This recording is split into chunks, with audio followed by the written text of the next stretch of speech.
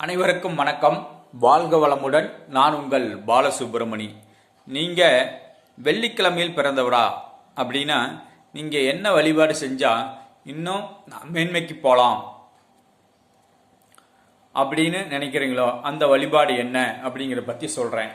இப்போ நீங்கள் வெள்ளிக்கிழமை பிறந்தவங்க அப்படின்னா ஒரு சிலர் வெள்ளிக்கிழமை பிறந்துட்டாவே என்னுடைய ராசி, நான் பெரிய ஆள், எனக்கு நிறைய ராசி இருக்குது, பெண்களாக இருந்தாலும் நான் ரொம்ப ராசியான பொண்ணு அப்படின்னு பெருமையாக சொல்லிக்குவீங்க. அது இருக்கட்டும், அது நான் இல்லைன்னு சொல்லலை. வெள்ளிக்கிழமை அப்படின்னாவே மகாலட்சுமி தான். பெண்கள் பிறந்தால் அன்னைக்கு வீட்டில் மகாலட்சுமி பிறந்ததாக அர்த்தம். அதை நான் இல்லைன்னு சொல்லலை. அந்த மகாலட்சுமியோட நீங்கள் வெள்ளிக்கிழமை வழிபாடு செஞ்சீங்கன்னா இன்னும் மகாலட்சுமி ஆகலாம்.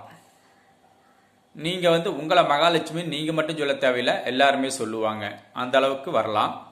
அதுக்கு என்ன வழிபாடு அப்படின்னா அதே மாதிரி அம்மன் வழிபாடு செய்யுங்கள். அம்மன்னா அதாவது மகாலட்சுமி வழிபாடு செய்யலாம், அம்மன் வழிபாடும் செய்யலாம். மாரியம்மன் வழிபாடும் செய்யலாம். காளியம்மன் சக்தியின் அவதாரத்தில் வழிபாடுகளையும், மகாலட்சுமி வழிபாடுகளையும், கஜலட்சுமி வழிபாடுகளையும் நெய் தீபம் 2 தீபம் ஏற்றி, அதாவது மகாலட்சுமிக்கு தாமரை பூ வைத்து வழிபாடு செஞ்சு பாருங்க. உங்களுடைய காரியமெல்லாம் எப்படி வெற்றியாகுது. காரிய வெற்றியான நீங்கள் வாழ்க்கையில் அளவுதான் முன்னேற்றம் ஆயிடலாம், வெற்றி அடையலாம், செல்வ செழிப்பு தானாக வரும். இதை செஞ்சு பாருங்க. நீங்கள் வெள்ளிக்கிழமை பிறந்தீங்கன்னா பொதுவாக அம்மன் வழிபாடு செய்யுங்கள். தாமரை மலர் வைத்து நெய் தீபம் ஏற்றி வழிபாடு செய்யுங்கள்.